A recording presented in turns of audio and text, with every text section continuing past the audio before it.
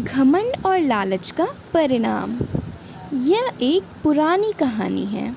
किसी देश में एक तेज़ दौड़ने वाली महिला थी। नाम था एटलांटा। वह दौड़ में कई शर्तें जीत चुकी थी। जो भी उससे दौड़ने की शर्त हार जाता, उसी को वह गुलाम बना लेती। एटलांटा को इस बात का घमंड भी था कि उसे दौड़ में कोई नहीं हरा सकता। एक दिन हिप्पोमेनेस नाम के एक व्यक्ति ने उससे शर्त रखी कि यदि वह जीत गया तो एटलांटा को उससे शादी करनी पड़ेगी, और हार गया तो वह एटलांटा का गुलाम हो जाएगा। एटलांटा आज तक किसी से दौड़ में नहीं हारी थी, अतः सबका यही विश्वास था कि हिप्पोमेनेस भी हारेगा और एटलांटा का गुलाम बन जाएगा। पर हिप्पोमेनेस केवल दौड़ाक ही नहीं था, बुद्धिमान भी था।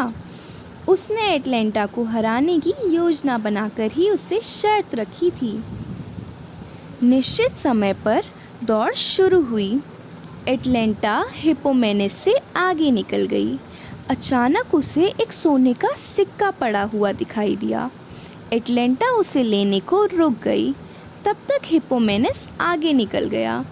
एटलांटा सोने का सिक्का उठाकर दौड़ी और फिर हिप्पोमेनेस से आगे निकल गई। थोड़ी देर बाद उसे फिर एक और सोने के सिक्के के कारण रुकना पड़ा।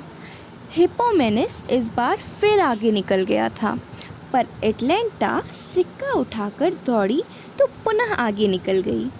तीसरी बार फिर ऐसा ही हुआ।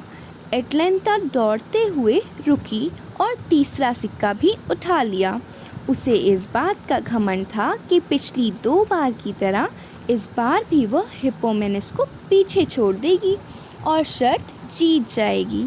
लेकिन शर्त के अनुसार जहाँ तक दौड़ना था वह स्थान समीप आ गया था। हिप्पोमेनेस उस स्थान पर पहले पहुँच गया और शर्त जीत गया। एटलांटा शर्त हार गई।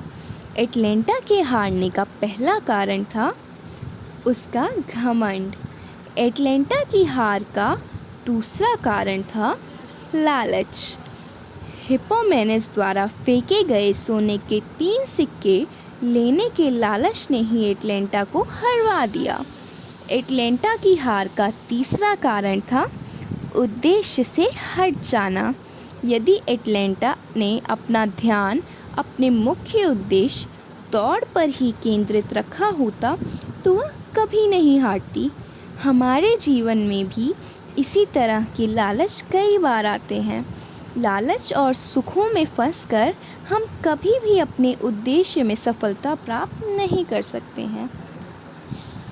अगर ये कहानी आपको अच्छी लगी हो तो प्लीज़ मेरे चैनल को लाइक, सब्सक्राइब, शेयर और कमेंट ज़रूर करें।